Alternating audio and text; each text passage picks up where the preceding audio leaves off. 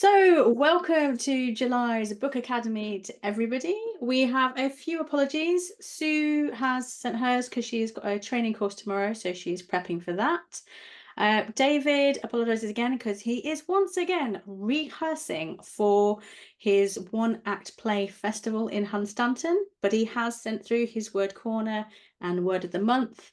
And Candy sends her apologies as well. She is just trying to get everything done before she finishes her job and starts her new one. Just trying to think, is there anyone else that we would normally be expecting? Chris Sissons? Chris Sissons, yeah. Sissons. I haven't heard from him. Maybe he's just running a bit late. So hopefully he will join us at some point. But most of us know each other, but as you can see, we have a new face. This I'm going to introduce is Sarah. Sarah is responsible for our book choice this month.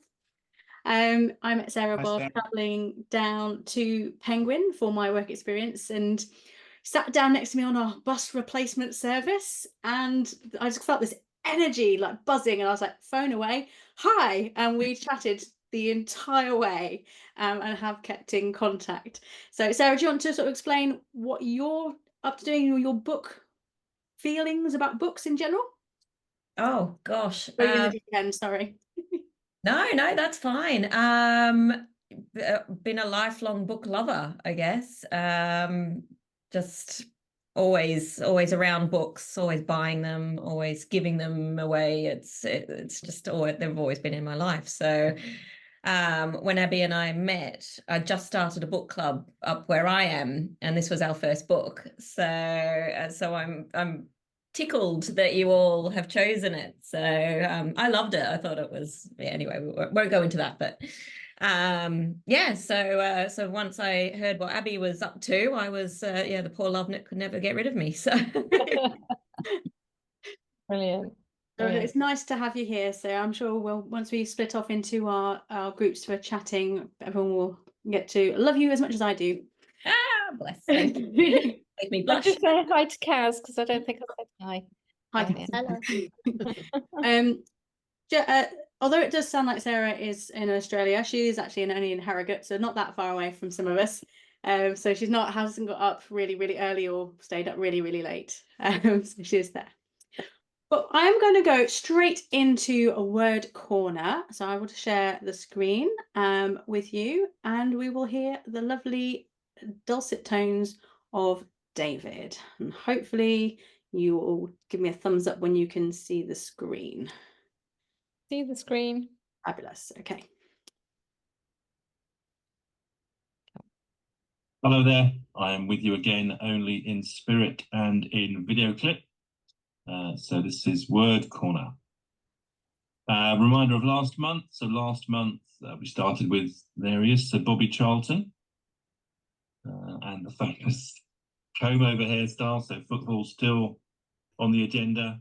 We made the final of Euro 2024 last night, and hopefully you'll be watching in expectation at 8 o'clock on Sunday evening, or whatever time that is in America, Jerry. See if we can beat the Spanish. Anyway, we talked a bit about hairstyles, so the comb over in French is amenable in Remarkably, with the suburbs to the centre of town, or the Swedes apparently call it a Robin Hood, robbing from the rich to give to the poor. So we looked at a couple of other expressions, like let your hair down, split hairs, etc., and come up with a couple of quite unpleasant images of having hair on your teeth or having a hairy nose. Anyway, enough of those unpleasant images. Your challenge was to use an idiom or expression involving hair. I'm not sure anybody managed that on any of the social media or WhatsApp. But, never mind. This month. So this month, why am I not with you? I'm not with you because I'm rehearsing again for Wise Men Nor Fools, which is a brand new one-act play. Never been performed before, only written back end of March. And we're doing it on the 21st of July, Sunday, at the Hunstanton One-Act Drama Festival. We're doing it on Sunday afternoon by the seaside, which will be fantastic. Really looking forward to it, but also because that's 21st of July, it means that rehearsals on a Thursday are finishing next week.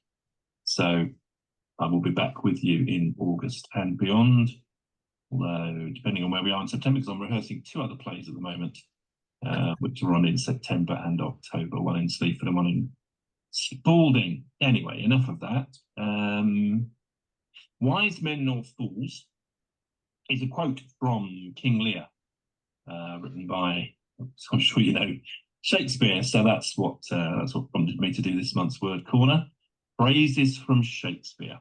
A few different phrases that came into the Shakespeare language. It had a massive impact on English. Added over 1,700, maybe as many as 2,000 words into the English language.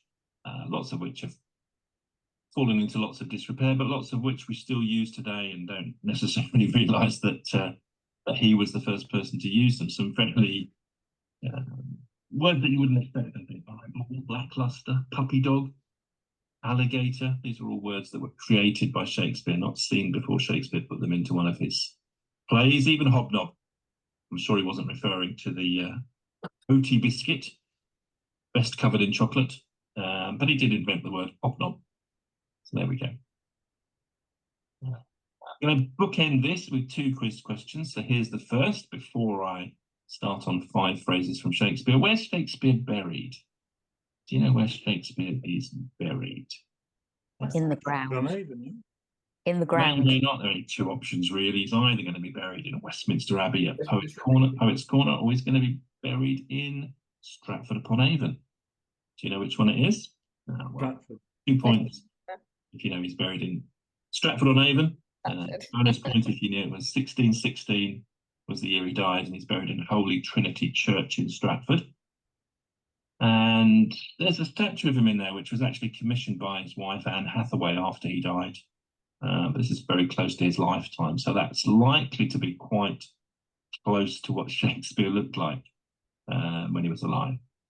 And I suppose his final message to us, we could say, was the inscription on his grave in Holy Trinity Church, which says, "Good friend, for Jesus' sake forbear to dig the dust enclosed here. Blessed be the man that spares these stones, and cursed be he that moves my bones."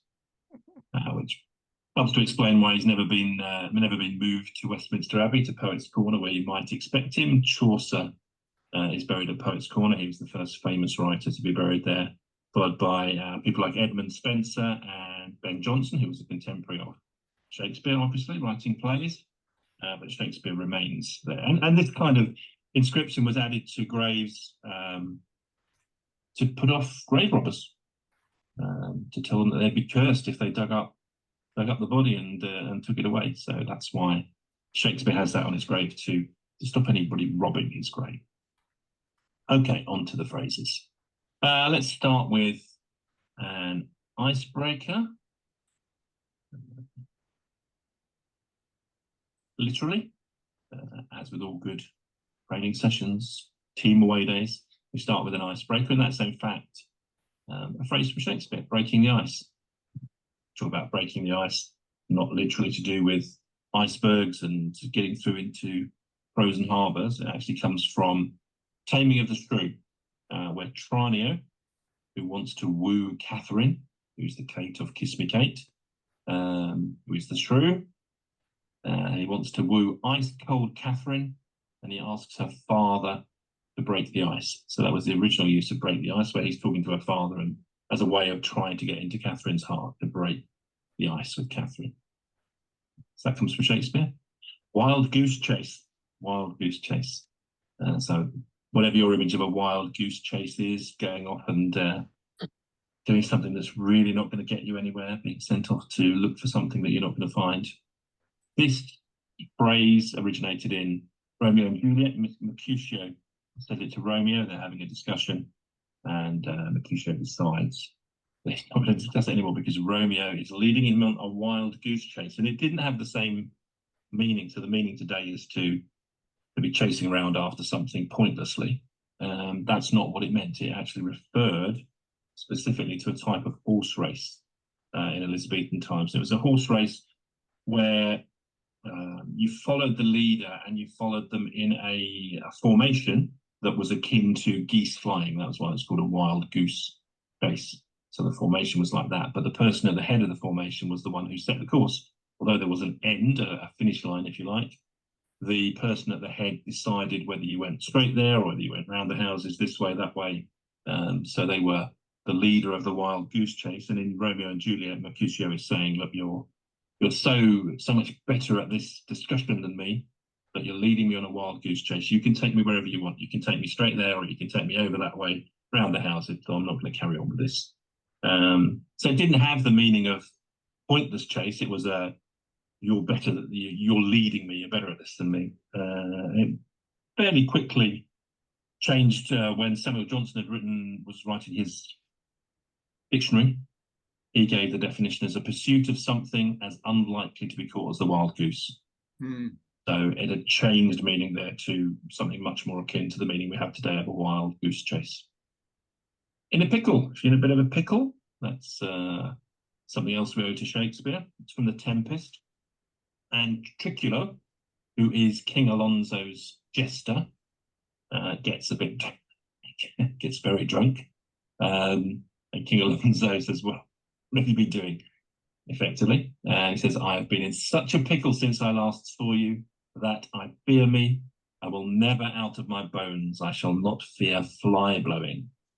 Which basically means he's had so much to drink that he's worried that he's not going to decompose because his bones are so soaked in alcohol that the maggots won't eat him, and he'll never be out of his body. He'll never be decomposed. So that was the first use of being in a pickle. In such a pickle literally meant to be pickled, drunk, to be very drunk, to be soaked in alcohol. We still use it in that form. If you say somebody's pickled, you might say, well, yeah, that would signify that they've had a lot to drink, but it's not the general term that we use it. And again, this had changed fairly quickly. So by the time of Samuel Pepys' diary in 1660, he was using it in this sense, our house being in a most sad pickle, a bit of a state. And that's more commonly how we would use it today. If you're in a pickle, you're either in a difficult situation or you're in a mess. Wasn't the original meaning there in The Tempest. The green-eyed monster. And we're not talking about the green one-eyed monster from Monsters, Inc. There's Mike Wazowski. We're talking about jealousy, as you will know. First, really, in Shakespeare, talks about Portia in Merchant of Venice, talks about green-eyed jealousy. And then in Othello, which is the play that we would more associate with jealousy, I think, from Shakespeare, Iago says, "Oh, beware, my lord, of jealousy. It is the green-eyed monster which doth mock the meat it feeds on." There we are. And Elizabethans would have been very used to colours being associated with emotions. It was something that was fairly normal to them. So green-eyed jealousy would have been a fairly common understanding for them. And in fact, we still use emotions and colours quite closely today. So we would talk about a red mist descending on somebody who's angry or somebody who's feeling sad or melancholy. We might say they've got the blues. And if somebody's cowardly, we might call them yellow. So we still have those associations between colours and emotions in language. And the final one, again, a colour-oriented one in a way, salad days.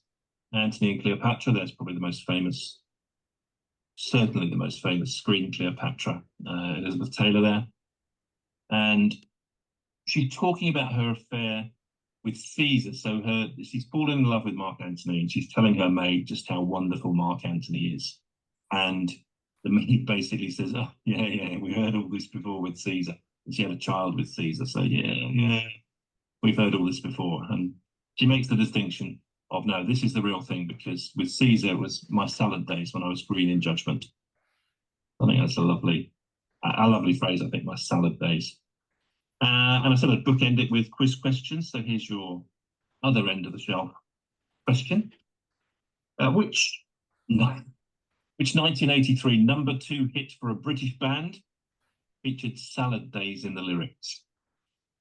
Can you think of a famous song from the 1980s that features salad days? I'll give you the lyrics. So I'll give you that particular bit, which is, "These are my salad days, slowly being eaten away. Just another play for today." anybody got it yet? Hopefully somebody's got it. If not, I'll give you the full set of lyrics. This might prompt you a little bit more. Thank you for coming home. Sorry that the chairs are all worn. I left them here, I could have sworn. These are my salad days, slowly being eaten away. Just another plate for today. Oh, but I'm proud of you, but I'm proud of you. Nothing left to make me feel small. Luck has left me standing so tall. Boom, boom. Hopefully at least one person is singing Gold. Always believe in your soul. There we go. So Gold by Spandau Ballet features Salad Days by William Shakespeare. So that's your challenge this month. Find a modern use of a phrase that was invented by Shakespeare. So it might be a song lyric, a song title, might be a play title like Wise Men Not Fools, Hunstanton, 21st of July. Might be a book title, television program, film, some modern cultural reference. It dates all the way back to the 1600s and probably the most famous exponent of the English language, William Shakespeare. So that is Word Corner for this week, and I shall return later on in the meeting for Word of the Month. You're having a good time. Thank you, David, for that. I don't know no one was shouting out gold anytime, so I don't know if you were singing it in your head. I hadn't got a clue, and I love the song, but I probably wouldn't have got it at all there. Anyone else get it? I got it right at the very end, just Right at the very end. reveal, that last couple of lines. Yeah. So I was Proxy Music's got something about salad days. You'll have to find out David later. Bowie. Wow. Okay, so I'm going to do a quick introduction to the book, although I'm not going to do the introduction. I'm going to let Netflix do the introduction to the book for me. I know Kaz mentioned it last month about My Octopus Teacher, the thing. So I'm going to just play the Netflix trailer of My Octopus Teacher, just as a little warm up for our discussion. So I shall share it. And sometimes Netflix does. So a very dramatic trailer. I'm inspired to watch that series now, and I know Lady's already seen it, haven't you? And Kaz, you've seen it? The series? Yeah, if you haven't seen it yet and you're going to watch it, then make sure you have a box of tissues. It's very heartbreaking, but wonderful, absolutely wonderful. Yeah. So just before we split out into our breakout rooms, hi Chris, you arrived mid word corner, so didn't say hello to you.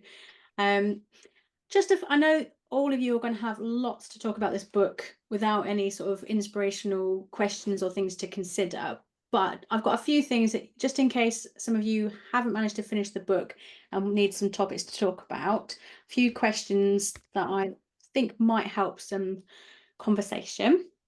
So I've got one. Marcellus's life in captivity is very different to what it would be like in the wild. Eventually in the book, Terry reveals that Marcellus was rescued from the sea after a life-threatening injury. And then this leads to how aquariums are an important role in education and conservation. But some still view keeping animals, especially intelligent ones like the professor, in captivity with skepticism. Jerry, you've probably got a very strong opinion on this as well. So that might be something to talk about. Should we keep animals in captivity if they can be released? The next one is a quote, according to Webster's dictionary: a prisoner is a person deprived of liberty and kept under involuntary restraint, confinement, or custody. An escape artist is someone who is unusually adept at escaping from confinement. Which one do you think better describes Marcellus? So is he a prisoner or an escape artist?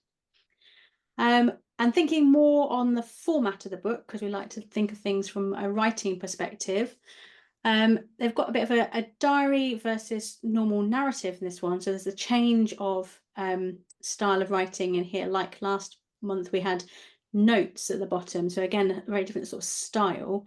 Did you like the format? Did you find it distracted you from things, or did you prefer one style to the other? So there's 3 things to think about if you don't have much else to talk about, which I'm sure you won't get to. So I'm just going to allocate rooms now, and I've done it already while you were getting ready listening. So we will be taking about 25 minutes because we're just ahead of time today. So about 10 to 8, we'll all come back and share our stories with each other. Please, can you remember to nominate a scribe? Please don't get Sarah. That's not fair on her first visit to do the scribing. So you're ready to write anyway, so maybe you want to. I'll let you volunteer if you want to. All right. See you at about 10 to 8.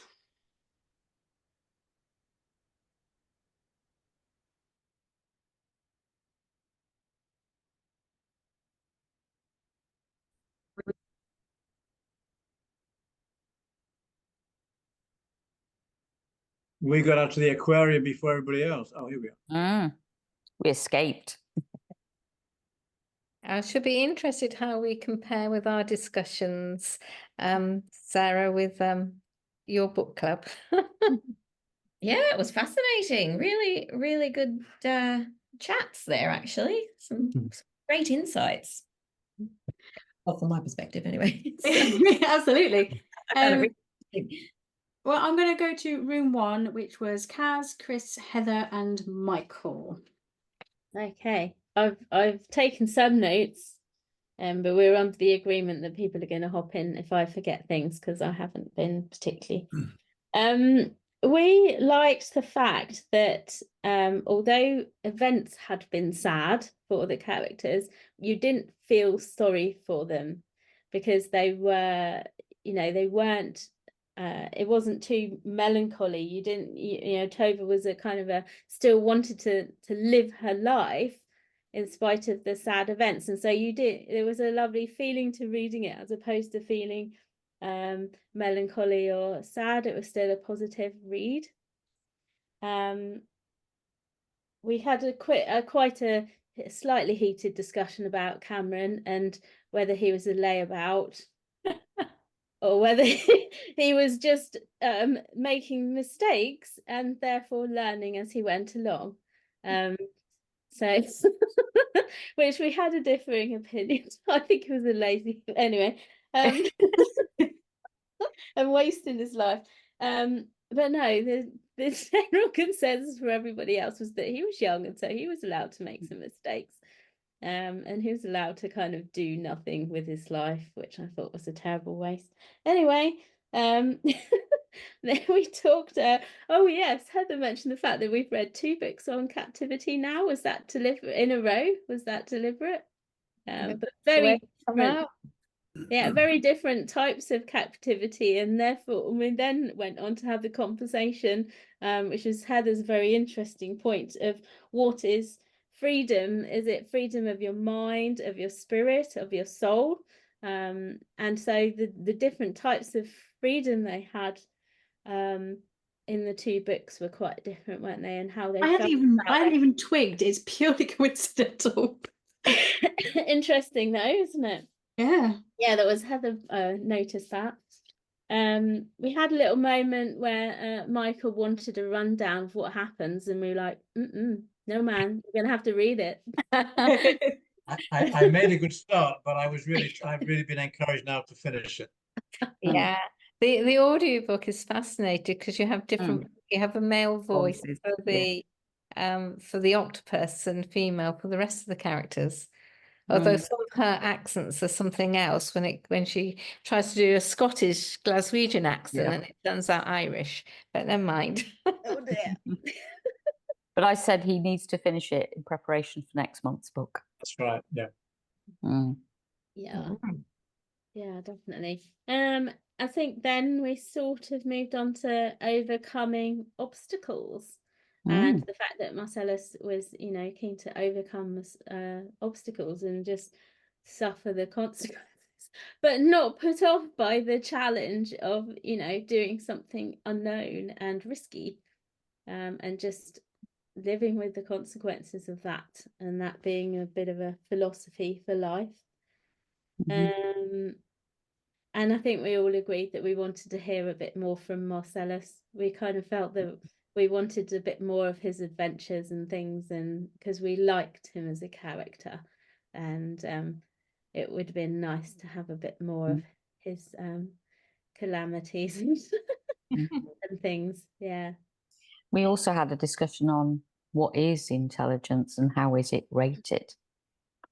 We can talk about Marcellus actually being intelligent, but compared to human.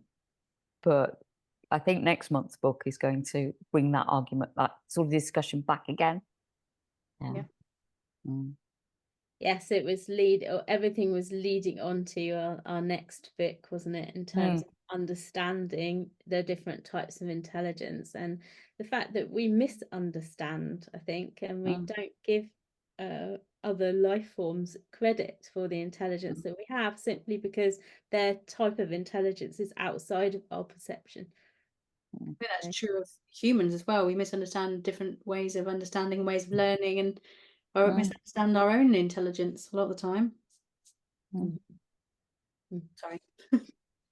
No, that's it. That's all I've got. Unless any of you guys want to jump in, and did I miss anything? Good, thank you. Cool. Thanks, Charlotte. Fab. Okay, I'm going to go on to room 2, which was Bruce, Jerry O'Brien, and Lady. It's really weird calling you Lady.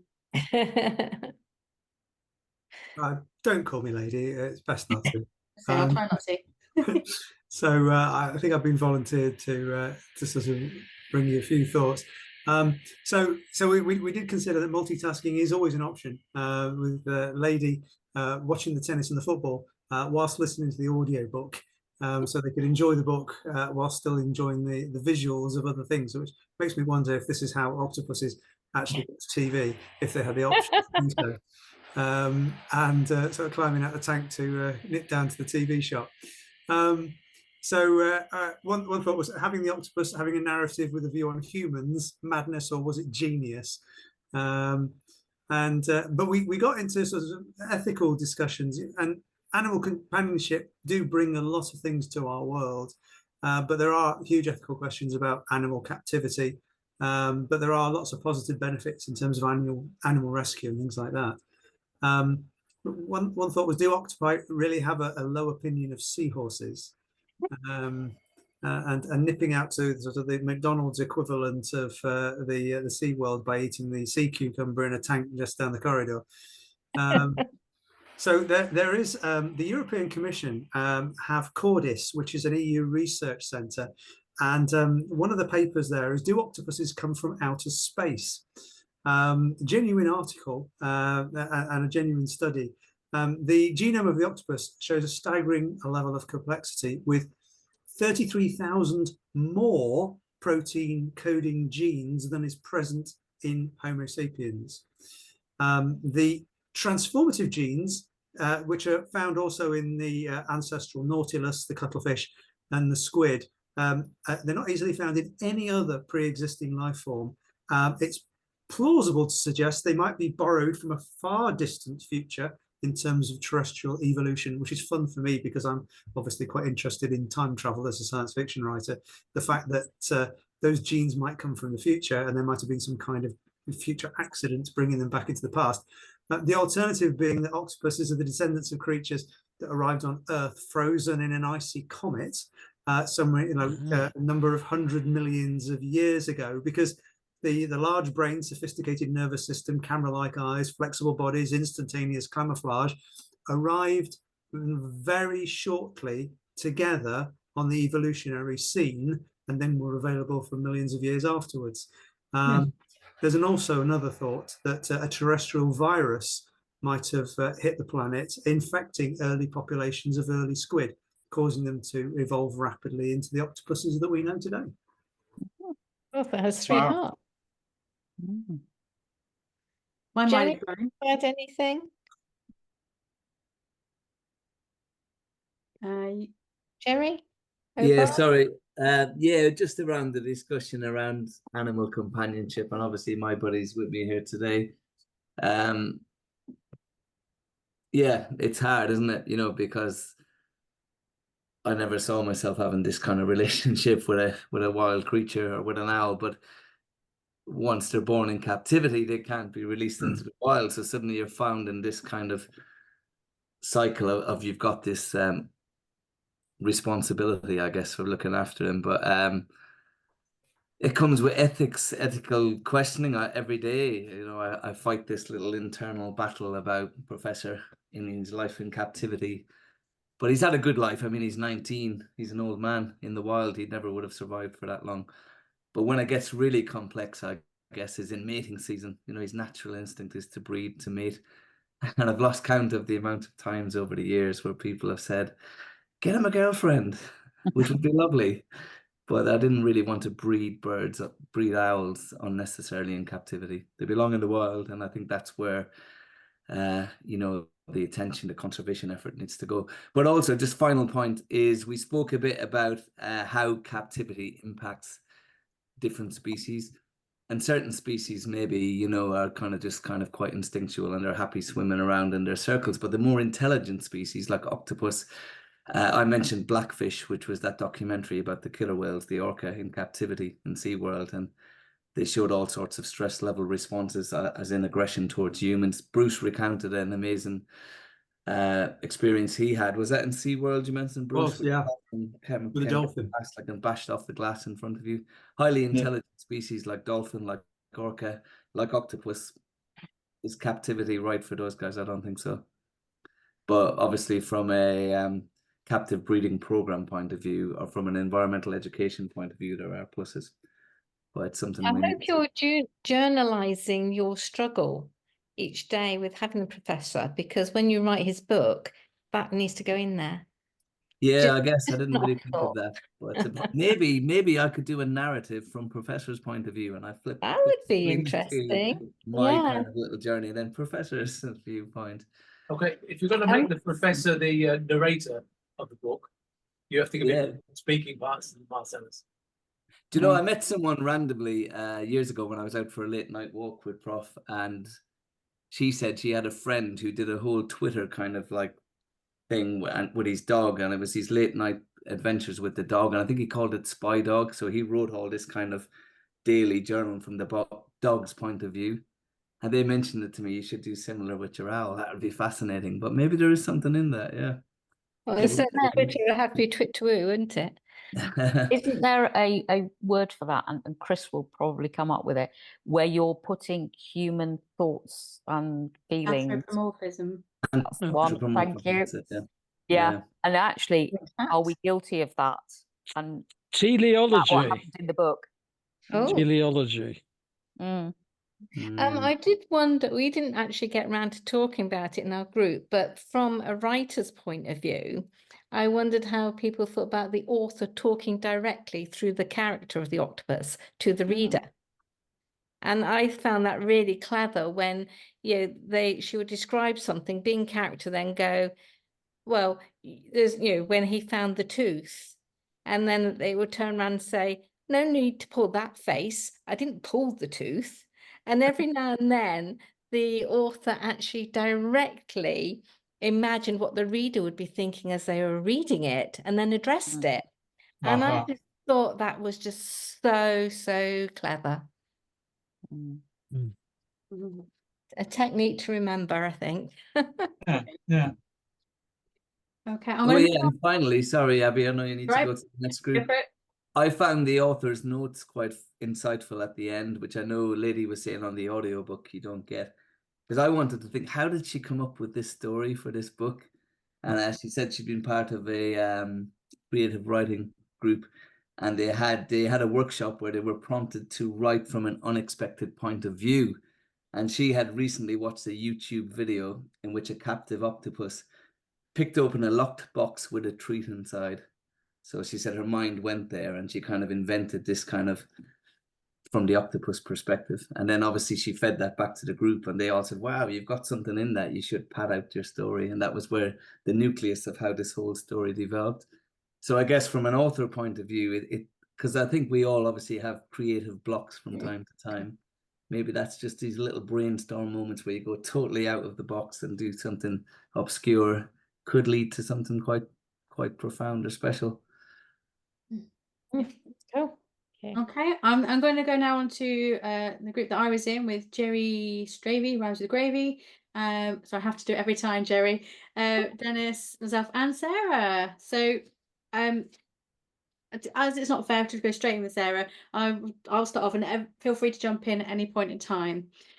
So Denis admitted initially to listening to it rather than reading it, which is absolutely fine. I am now converted to the fact that listening is now reading, so that I don't think we need to worry about that anymore.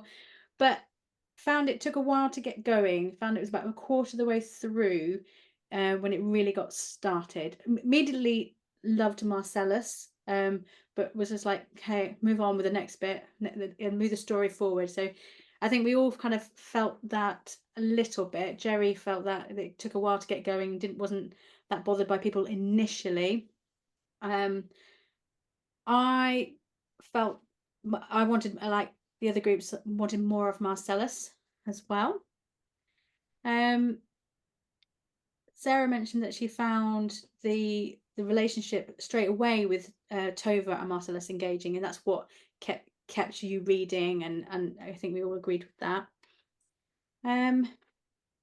Feel free to jump in, guys, because I can't read my writing today. Jerry mentioned, we're sticking to Tova, talking about her character, how, like the other said, well, she wasn't melancholy. Well, we felt she was very much hardworking. She was salt of the earth and just kept going. She was like not really to be pitied in any way, loyal. But Jerry particularly liked how her character was shown. We weren't told she was loyal. We wasn't told she was hardworking. We just, her actions in the book showed us rather than told us, which is a really important way of writing, I think, when you're writing fiction, to show, not tell. Sarah mentioned that, again, through all the characters, there's an undercurrent of death and loss, and even Marcellus is thinking about his ending. He's planning for his end of life, and all the characters seem to have this element of thing. Although, I don't think it is sad as such. It's just very matter of fact. This is how life is. Also, and you spoke about the heritage aspect. Yeah, go on. I've forgotten that, but I remember that bit down. Just about how it's letting go, but still looking to your heritage. So with Cameron finding his grandmother, but then also looking for his father.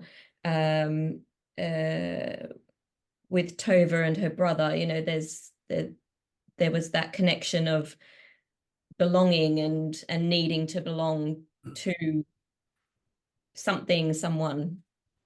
So didn't Tova have her horses or something, her Swedish horses that were really precious to her as well, like little ornaments, which had and her father built the house, didn't he? Yeah, so there's all that history of the family, which pretty much was just almost thrown away right at the end, with the selling of the house. No, they're there in the at the end. All of them. Yeah, they found the last one, didn't they, under the floorboard? And they're all present and correct in the last chapter. Yeah, but all the horses are, but I meant the house was almost like thrown away. Oh, right. Went to a different family, but again, it wasn't burnt down or sold to a developer. Another family would start their story in it, so there's a continuation of a heritage going on. But yeah, she kept those horses. But that was part of that letting go. Yeah. Yeah. We briefly touched on the captivity, and we talked about San Diego's wild animal park, and we preferred, as a general rule, preferred a wildlife park or a preserve rather than a zoo. We didn't like the cat like in cages or anything like that. A more free roaming preserve, basically. We liked. Denis mentioned about going to San Diego Zoo and watching a bear. Then all it was doing was pacing round and round and round, and that felt really wrong. We talked on how Australia is huge on conservation and have been for many, many years, possibly got on the bandwagon before lots of other places did in the world with their reefs and temperate and tropical rainforests. There's lots of conservation work there. I also said that in some ways I don't mind an aquarium as much as a zoo. I don't like zoos, but I happily go to an aquarium. It doesn't really make sense because they're still captive creatures, but I don't like seeing sharks or the bigger creatures there because I feel there's not enough space. Whereas a seahorse or a sea cucumber, would I be as worried about that as a shark or a whale? Probably not. That's probably not fair, really.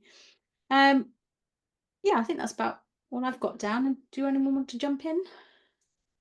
Would like to bring up one thing that we discussed too, was some of the scenes were not very well developed. That particularly the one with when Cameron decides that he's going to go back. All of a sudden he's in one spot and then he's back, and I just thought it was integral to the development of the character and the decisions that were made and where the story was going to end up, if that might have been developed a little bit. Would also have liked to see the development between Avery and Cameron, where all of a sudden he's acceptable. She'll actually talk to him, and then becomes interested in him. And it was kind of like that was rushed through. And I think it would have been good because I think it's part of developing maybe in Avery's, but most importantly Cameron's, because when we see the way Cameron goes from basically having this horrific upbringing, feeling lost, wanting to belong, and doing all these stupid things, because for many reasons we don't have time to go into why that happens. That to me is a real fundamental part of this story. So I would have liked to have seen that developed. Because we never did find out what happened to Cameron's mother. No. That was always where she tidied up everything else. That bit was left. Do you find that disconcerting? Would you like to have had that happen done, or how do you feel that handles in the story? Sorry, say that again, please. Book 2. It's in book 2.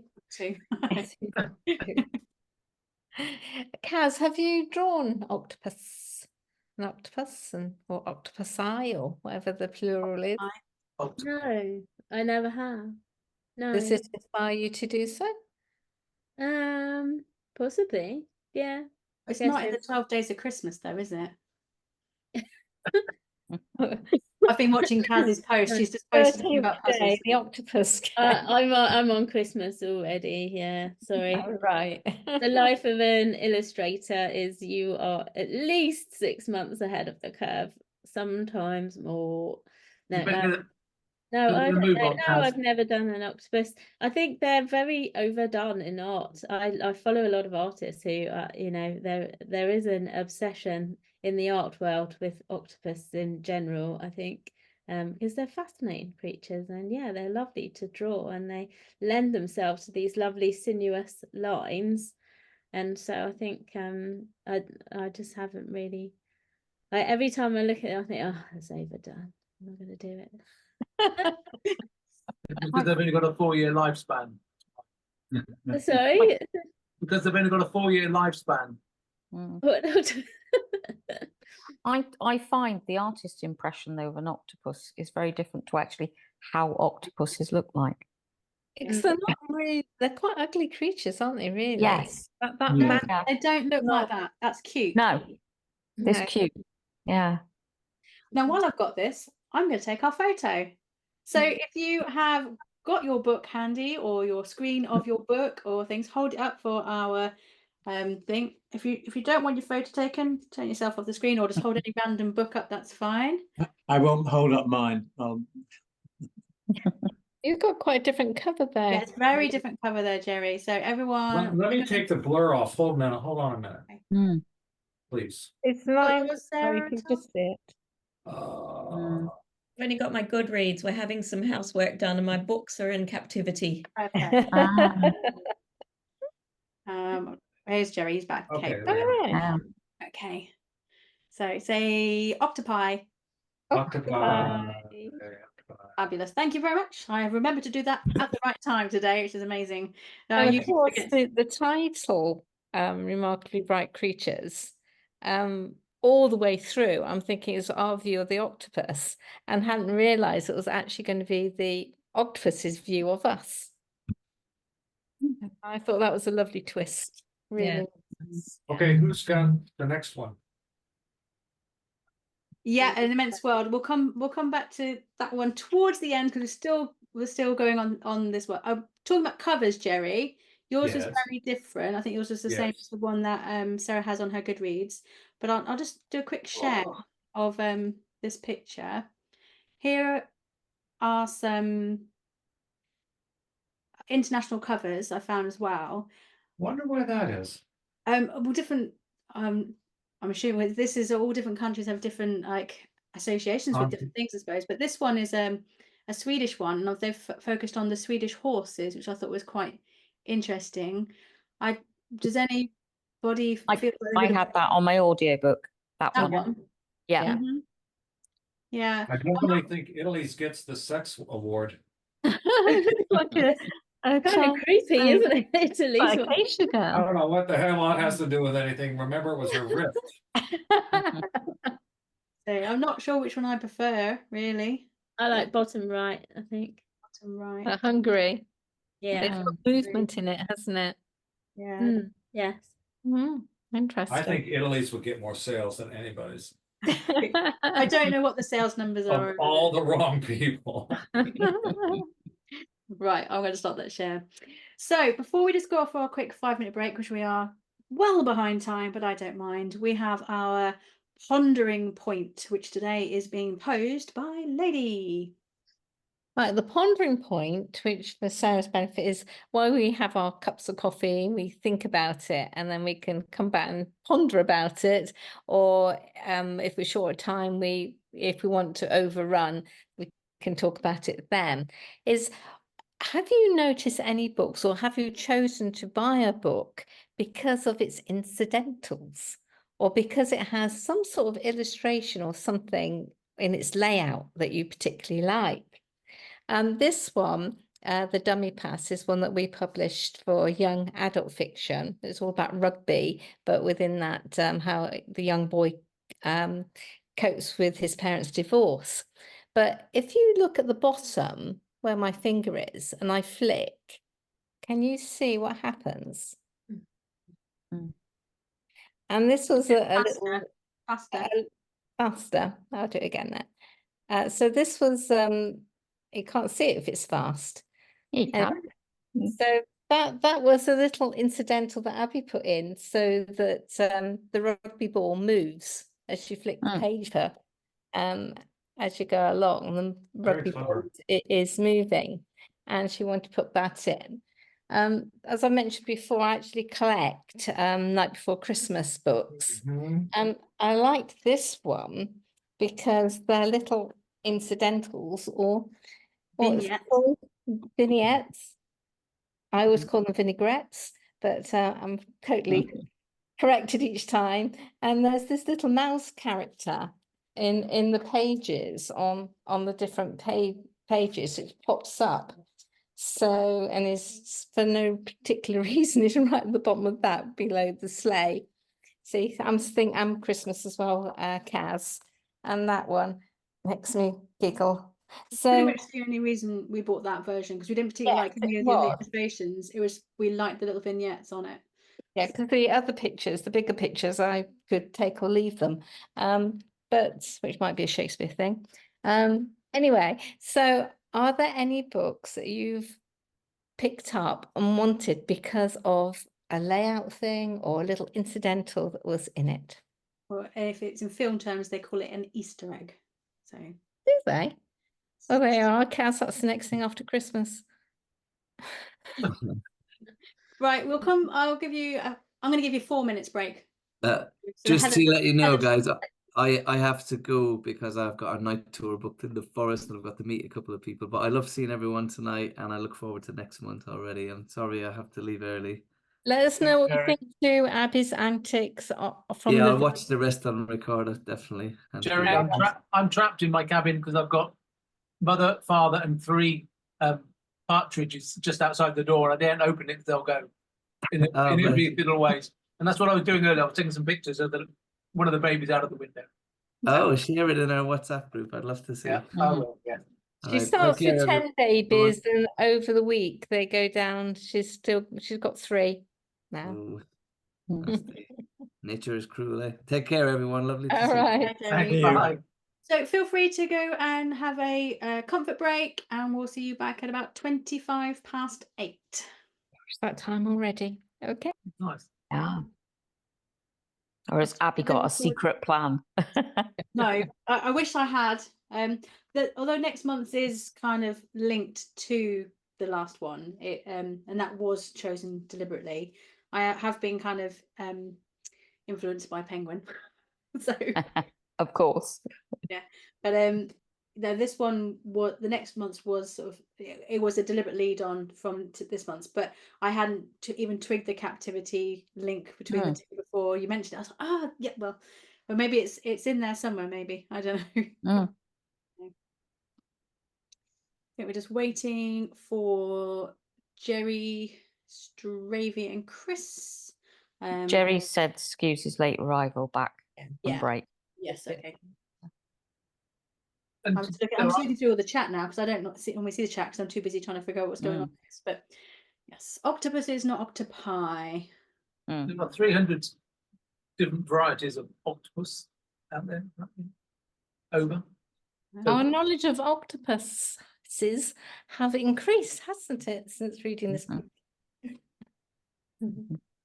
That was one of the things we talked about in our group. Is it the octopus's garden? Is it one octopus or lots? Does it belong to the octopus? Yeah.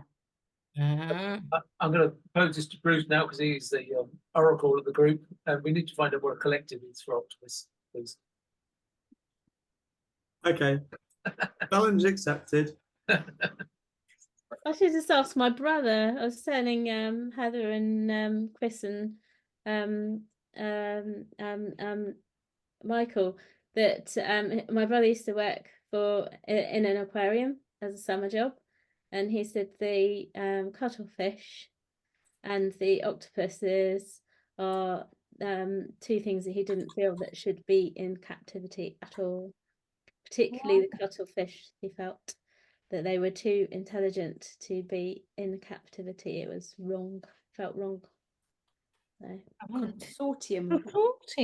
I'm sure he would know. Yeah, he would have known what it was.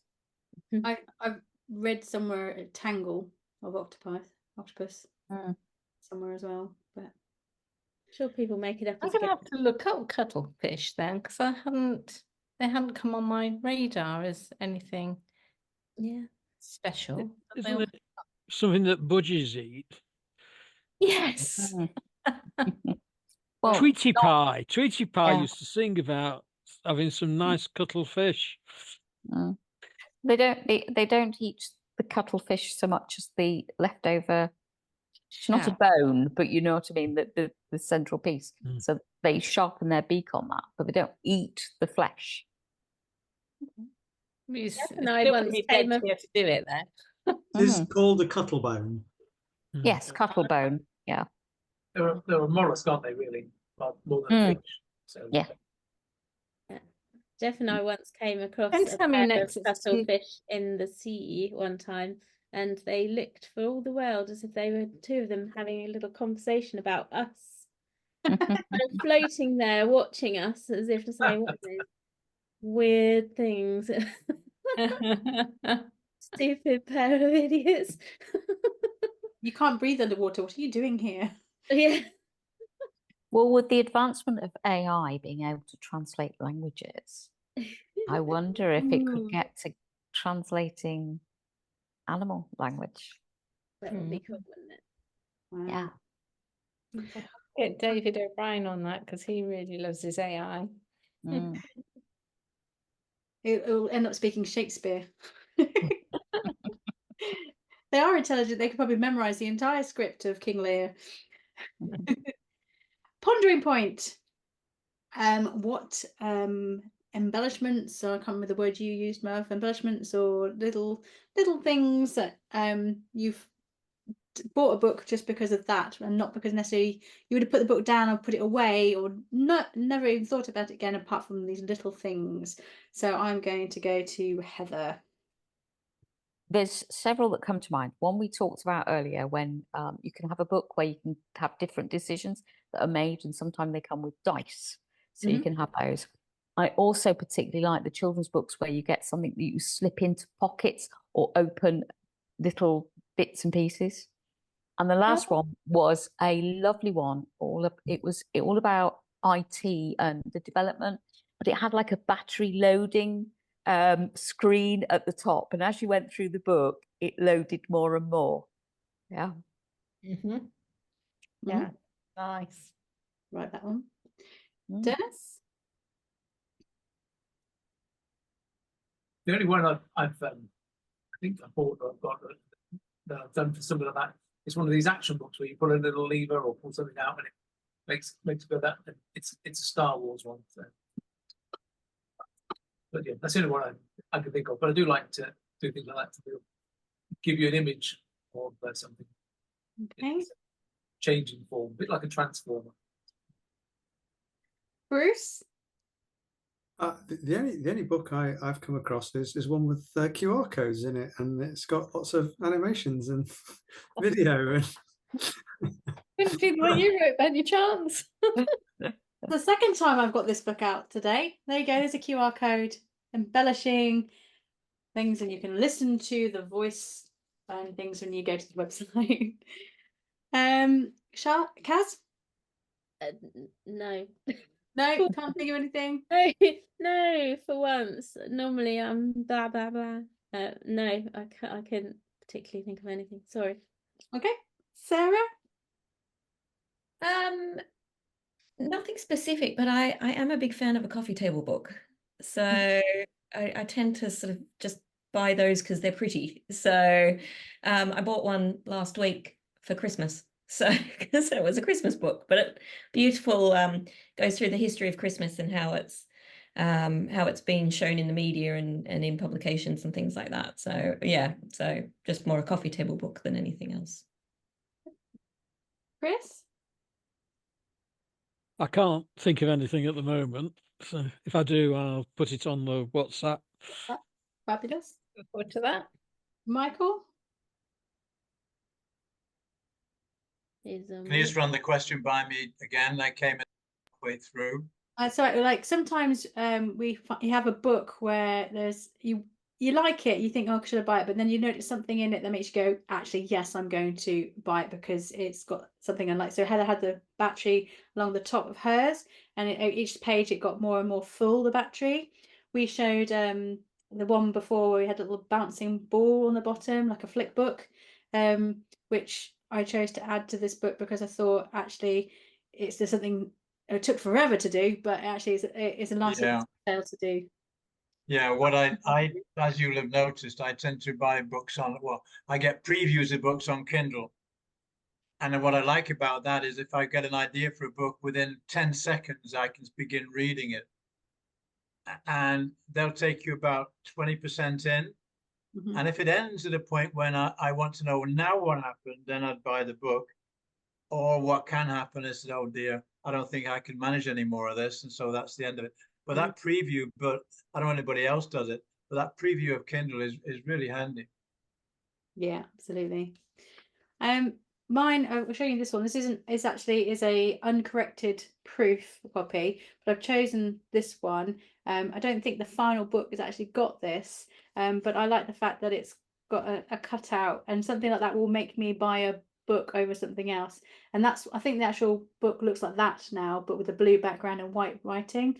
But I think this was such a lovely little addition, and it just feels good. And sometimes if you've got an embossed bit or a glossy bit and the rest of it's matte, and you can run your hand down, you can feel the change of texture, that sort of thing will make me buy a book over. Tactile as well. Yeah, it's very tactile, like an octopus, I suppose. And actually the UK version is tactile. If you run your fingers over it, Yeah. yeah, Yeah. It's one of the things and on the back. Yeah, it's on the back as well. The little bubbles really are good. That book you held up reminded me of The Hungry Caterpillar, where you get the one that you can put your finger all the way through. Yeah, exactly. It would not be I've seen editions of The Hungry Caterpillar without the holes in, and I wouldn't buy that version. No, absolutely wouldn't buy that version. No. So I think those things make a book. Abby, just to jump in very quickly, the way that you've arranged my book and the way it presents, I would buy that by looking at it. Good. That's what we like to hear. And Michael's book comes out before too long. Tomorrow. Well, hopefully we're uploading tomorrow, and it will be out within 72 hours. Right. Okay. So yeah, because it does take a few days for it to 100% go online. So I'm going to move swiftly on to Abby's Antics, which just for Sarah's benefit here, every month I do something just to amuse myself, really, more than anything. And you. It started off where I was doing some little filming scenes of different books, and you had to guess what the book was. I've done little quizzes. I've basically got you to use the letters of your name to create a new character, and each letter had to be an attribute. But this month I felt I hadn't done any sort of filming for a while, so I've gone back to the filming bit. So here we go, and this is just to prove I don't take myself too seriously all the time. You have to guess what she's going to be. Hang on, let me do my thing. Right, Abby's Antics for the 11th of July 2024. So, aquarium creatures. Can you guess what these creatures are, which you might find in an aquarium? In an aquarium. Meant to be a slash in there. Okay, so there's little clips. Please shout out as soon as you know what the creature is.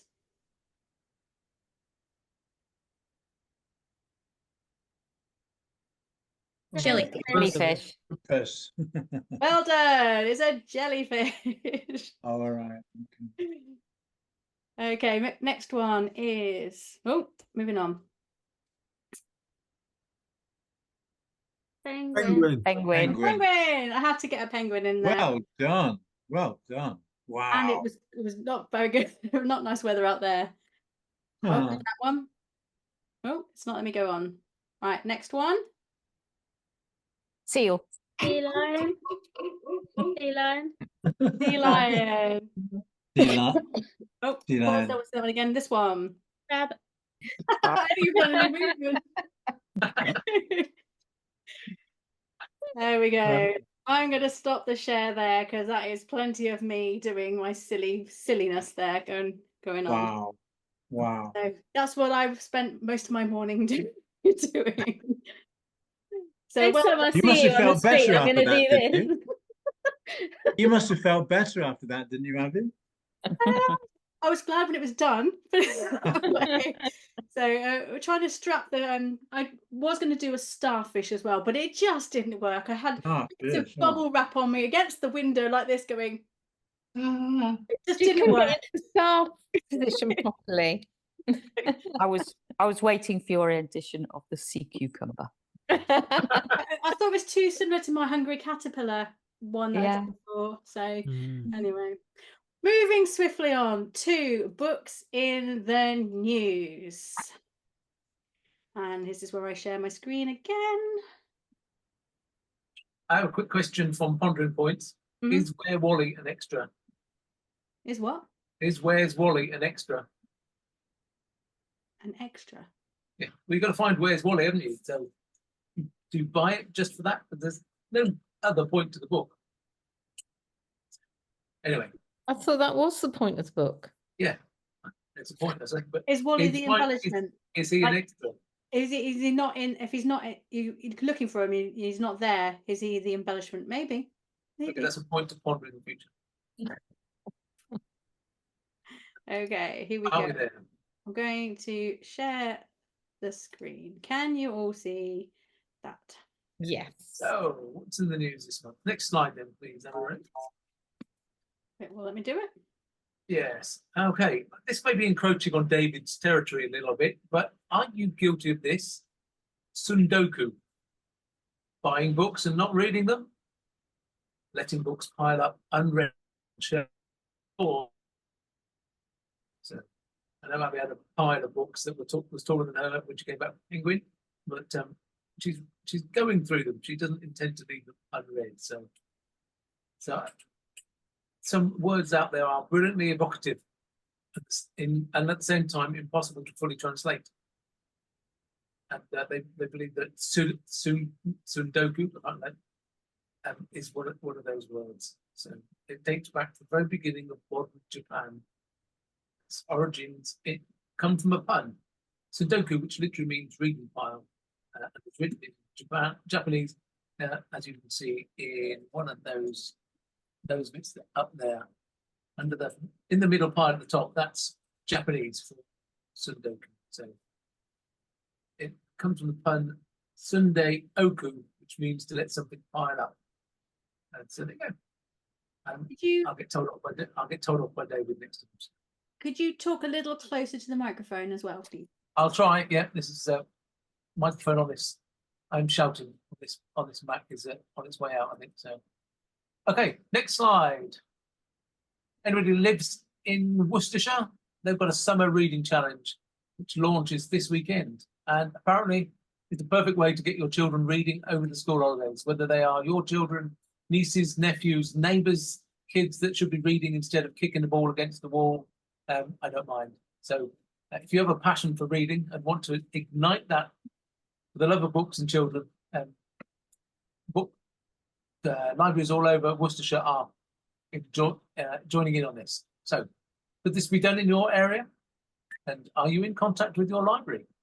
I know Abby is in contact with the library locally in Grantham, but that's for a colouring network, not anything to do with books, but maybe she will now. So lots of things going on around the country, so do that. I like the idea that they've got incentives along the way to encourage them to actually finish a book and start on another one. So they will receive a medal and a certificate, as it says there, if they read 6 books from 6th of July to the 14th of September. And the next slide, please. And for those who are regularly, I like to find out what books are coming up for auction soon. And this very original proof copy of J.K. Rowling's Harry Potter and the Philosopher's Stone, which actually has got her name wrong, as you can see, J.A. Rowling, was bought for £1 by a gentleman at a school in Oxfordshire. And it remained in his... he's going to sell it on, and they reckon it will sell for at least $5,000. So going up, and you can see on the. I put this in for you, Kaz. The picture on the right-hand side comes hot on the heels of the sale of that original painting used for the Harry Potter and the Philosopher's Stone, and the Sotheby's valued the watercolor at between $400,000 and $600,000. So I don't know how much that went for, but it was sold last month, apparently. So keep looking in those car boot sales for proof copies. Maybe that's why we keep so many in our house. I don't know. Next slide, please, Abby. And as ever, we're ahead of the ballpark on this one. These are the 11 best books. This is 11, but I think I've already put down 10 book to screen adaptations on Prime, Amazon Prime, that is, not to miss.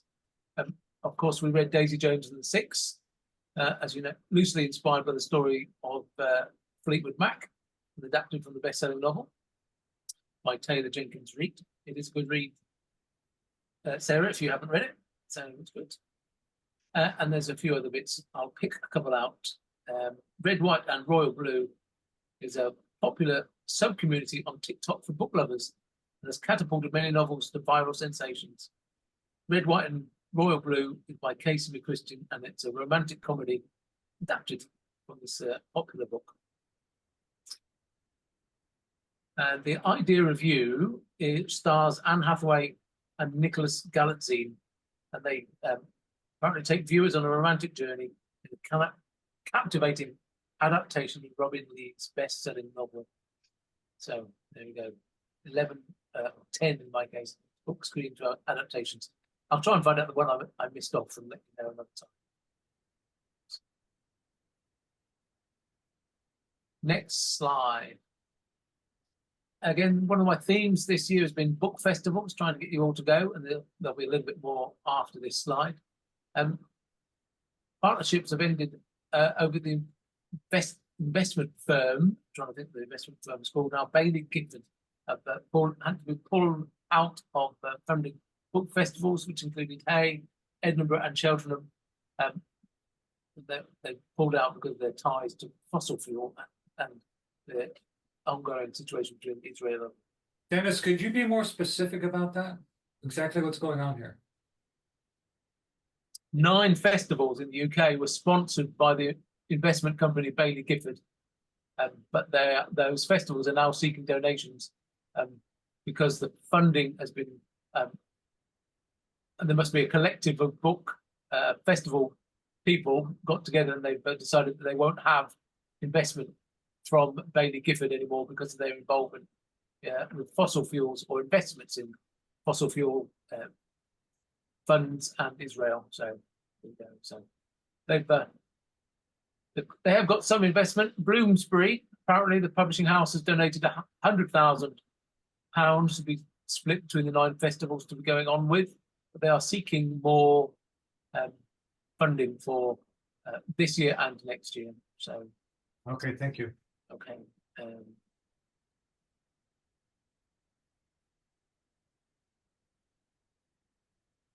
Just trying to see if there's, I've got a couple of notes here. No, there's not much more going on, but I've got the when the slides come out, the title at the top of each slide is that also the link to the web page if people want to go and find out more things.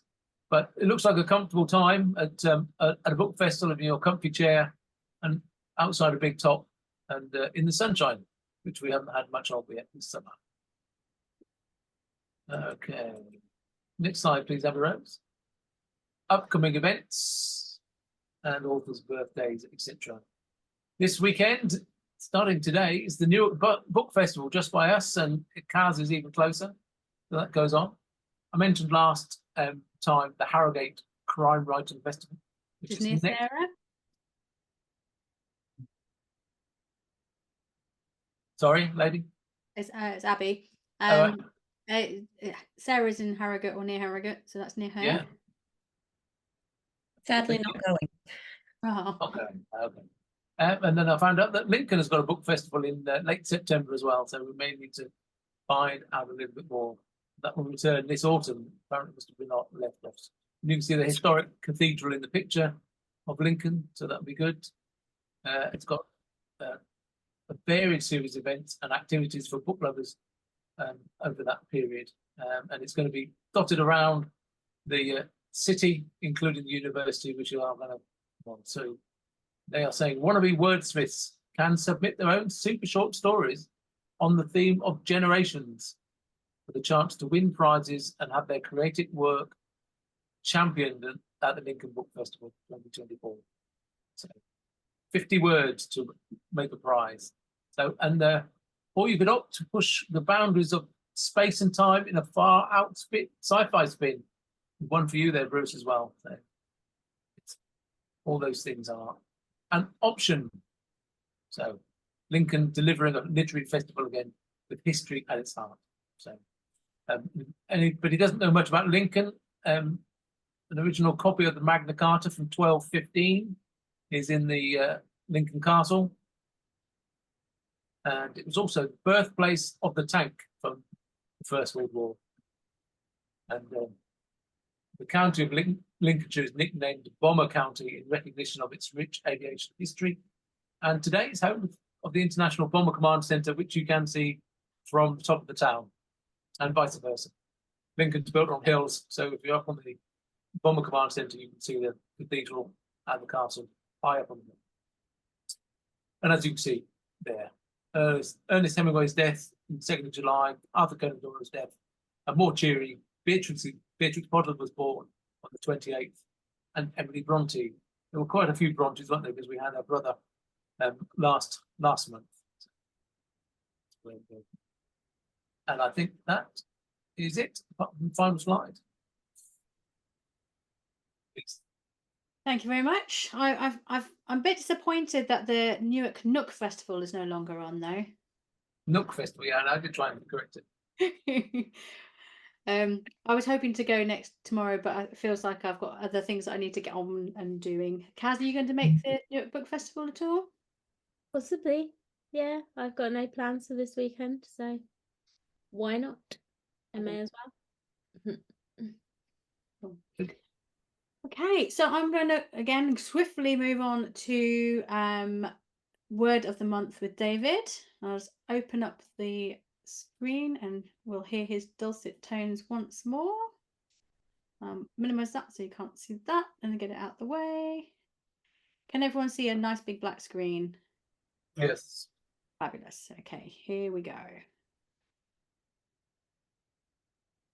Hello there, I'm back again with your word of the month for July. So let's just remind ourselves what the word of the month for June was. Remember, it's been on the WhatsApp if you've on that group in the last week or so. JOMO. JOMO. So you'll be familiar with FOMO, the fear of missing out, and JOMO, the joy of missing out. But you're taking a break from socialising, or you're an introvert who doesn't particularly like going out, and you experience the joy of missing out on something that everybody else is doing, where it's far too noisy and there are far too many people.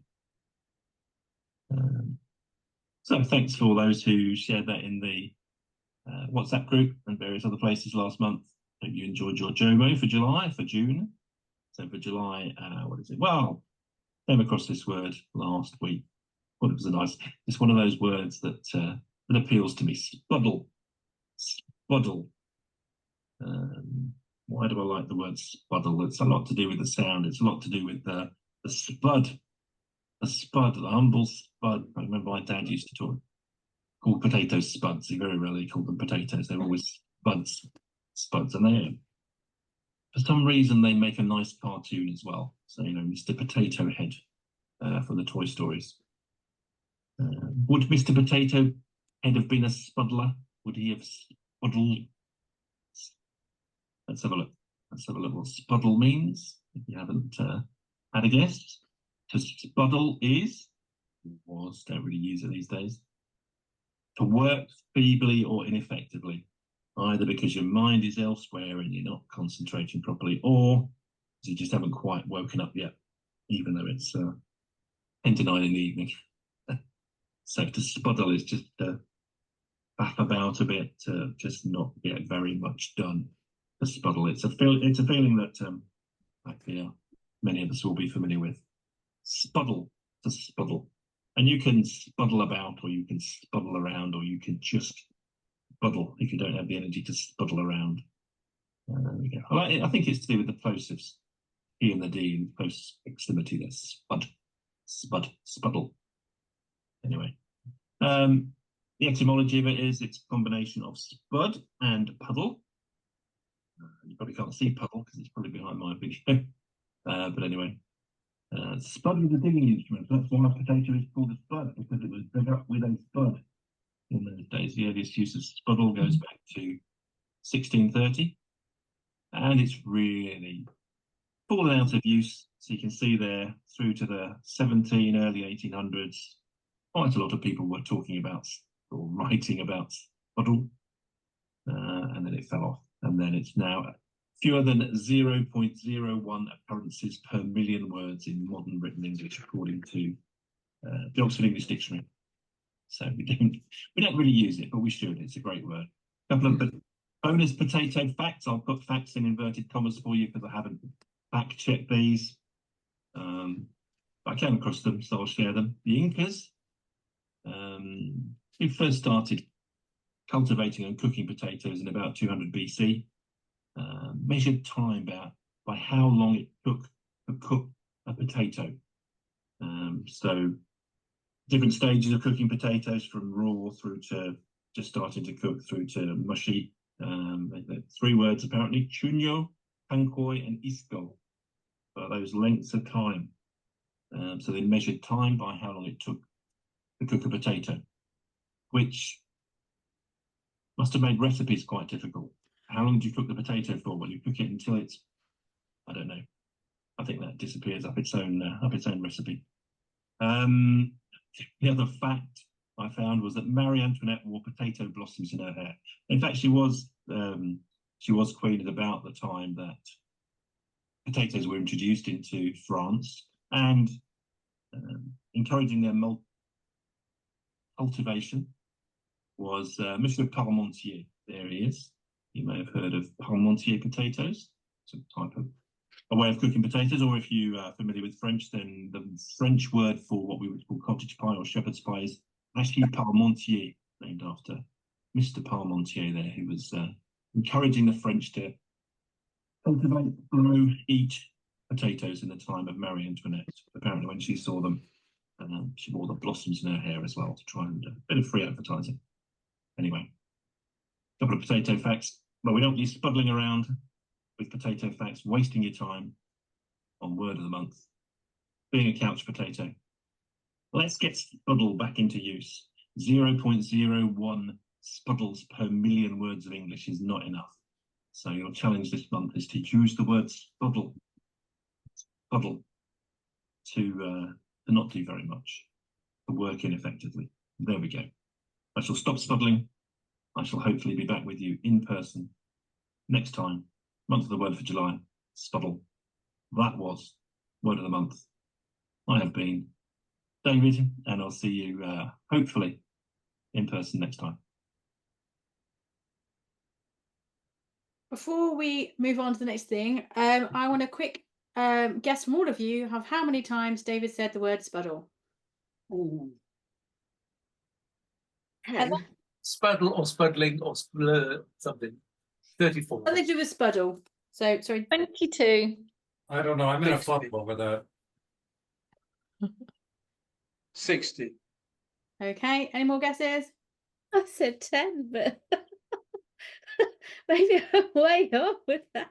I think you had a bit of a spuddle on there, Kaz. How many times can you say it during a 5-minute presentation? Come on. Okay, well, whoever, if you all shout out your number, I'm going to go around, say your number, and I'm going to count them, and then I might send one of you a prize. So Heather? 12. 12. Dennis? 34. Bruce? Is that 28? 23. 23. 2 and a 3. 48, I think you said. You're on mute. From you, Bruce, I don't know. 48, yeah, sorry. 48. Sarah? Oh, 41. 41. Chris? Oh, it's me again. I said Bruce before. Sorry, I didn't hear Chris. Right. Well, still 23. Still 23. Kaz, you going for more than 10 now? No, I'll stick with 10. 10. Okay. Lady? 22. 22. Michael? 51. 51. Jerry? 25. 25. Right, brilliant. I shall count them, and I will let you know who wins. So we are coming towards the end. I would like to know what's going on in members news. So has anybody got anything exciting that's happening in their lives to do with books or illustrations or academia or anything they want to share with the world? I'm looking for some help in a plot for a short story. I'm going to be in an anthology, and the theme of this thing is the story has to be, was it good luck or not? Ooh. So if anybody wants to think about what would be a good scenario or story that I could write about, was it good luck they got stopped by the cop and they didn't go over the bridge that had fallen away or anything like that, you see? Or if anybody has any ideas, I'm open for it, and feel free to share them. I guess WhatsApp would be the best. Okay. Would it be controversial to mention the British soccer football? That would be fabulous, except I don't know how many people in the US could relate, even though I'm going to be watching it this weekend. I wanted to experience JOMO yesterday because I was at rehearsal yesterday, hoping to avoid all to do things with football, and pretty much every other person had their phones in their hand, watching the football while rehearsing. So I still knew what was going on. You guys should be really excited. It's football. It happens all the time. Happens every time we get really every weekend. Everyone gets all excited, and then we F it up at the very last minute. So there's no point. I'm over here rooting for you. I don't want us to lose. I would love to win, but football is everywhere all the time. It's just like the puzzling thing about it is that they've been playing dreadfully for the whole season and doing better than they've ever done before. So the obvious answer is play dreadfully and you'll win. Save your energy. They're in a bit of a spuddle. Yeah. Lady's not interested. Lady's not interested at all. But, there's been a lot of criticism of the team and the manager, Jerry, which has been putting me down, because I think they should be behind their team. It's not very patriotic. I said to Jeff last night, would it not be hilarious if this was the year when we win? Yeah, it would. It would be fun. I think they should just do penalties. That's the only exciting bit of a football match is the penalty. Can you mute her? God, no, it's so painful. Penalties. Yeah. We can talk about something interesting. Yeah. And the King's banned them, hasn't he? And what penalties he has, yeah. Any other members' news? Michael's book tomorrow. Michael's book is going to be uploaded tomorrow. Woohoo! Yeah, that's my news. And the last, after years, but the last few weeks, isn't it, Abby? We've been you chased down 130 hyphens, the unglamorous work of final editing. We came down to a single comma that had to go, wasn't it? Yeah, today. 1 comma. And that was it. Yeah. So, and it's, if you find something, it's quirky. That's what it is now. Don't check it out on Kindle Preview though. Yeah, it's called, what is it called, Michael, and what's it about? It began as The One Left Behind, but then Lady had the brainwave. It says The Ones Left Behind. So anyone who's lost a family member or somebody close to them can feel left behind. That could be anybody, not just me. The Ones Left Behind, brilliant. And you interlink faith and science and how they are not separate and how they support one another. Yeah. Yeah. So I've got a draft. Do you mind if I show the draft version? Please, absolutely. I'd love to see that. Yeah, see, yeah. Now the cover is going to be even better, isn't it? It's going to look very, very different. So this is the draft version, but it does look quite. So Michael, we can get it today? Is that the deal? Well, Abby, when you say 72 hours next week? We are uploading tomorrow, so it should be available within sort of 72 hours. So probably beginning of next week, if all goes well. Will it be on Kindle? Won't be on Kindle straight away. That comes a little bit after, because we do the paper copies first, and then we do the. Because you were asking for a review, Michael, and I didn't know how to get a copy of it. Well, sometime next week it should be available to buy, shouldn't it, Abby? On paperback, yes. Maybe you could send it out to all of us when it is available. I could send a link. Would be the way, yeah, and I'd be happy. So I think we should all get a hold of that and do a review. That would be wonderful. Yeah, then we could pressure. And I really, really appreciate the feedback. Yeah, wonderful. Okay, so moving on to no one else got any news. Nope, fab. Right, moving on. His renovations. Moving on to next month's book, then we have got An Immense World by Ed Yong, which has a wonderful link to this month's book, as in it's talking about the intelligence and the senses that other creatures in the world use. It is one of those books. I've started it, haven't finished it. It's because it is non-fiction, you're taking in so much information, so it's not an easy flow read. Perfect. But it is incredibly amazing about all these different creatures that I've been reading and how they all use different senses in different ways. So I am looking forward to continuing to read it. Heather mentioned earlier that it's one of those ones you don't have to read from front to end, although it is written in a linear way and does take you through the senses and as you go. So it is quite a wonderful one to do. So that is for next month on August the 15th. It gave me Oppenheimer vibes though, with the font print. It is quite very small, tiny print in places.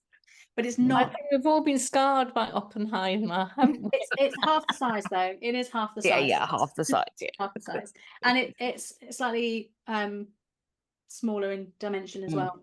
So, phew. And there's got some octopus in it. Yeah, there are quite a few octopus and squid pictures. There's even a manatee in it, which I was like quite pleased. Which I think is the sexiest beast in the ocean. They're fantastic. They are beautiful. We swam with them. Yeah, I swam with them, and at one point I was swimming along and I had two come next to me, alongside me, and I didn't feel squished because they just like molded around me. It was amazing. Oh. So beautiful, beautiful creatures. And then looking on to September, I haven't found the link between An Immense World and the next book. It is completely different. Maybe you'll be able to find the link, but it is going to be The Dictionary of Lost Words by Pip Williams. I'll say that again. The Dictionary of Lost Words by Pip Williams. You're nodding, Sarah. Have you come across this one? I've heard of it. It's on my to read, my immense to read list. I am one of those the Japanese word everywhere. Yeah. I'm hoping it comes up in my book club actually. So Well, you could always join ours as well. maybe Has it got spuddle in it? Well, do you know, it does. It goes through. It takes you through the letters at part 5. It goes from speech to sullen. So spuddle would be spuddle would be in that one somewhere, but I don't remember it being exactly in there. It's based on the Oxford English Dictionary being created, but it is fictional. So it's got sections in it and why some words might possibly have not got into it. The author's notes at the back are very interesting as well. So I recommend if you do manage to get a hold of a paper copy and reading those, or a reading copy rather than just a listening copy. There are some interesting things in the back there as well. So, right, well, we are 7 minutes over time. I just want to say a big thank you to Denis for Books and News, to David for his Word Corner and Word of the Month, and for all of you for contributing your wonderful contributions, because you make the group. And to Abby for your antics.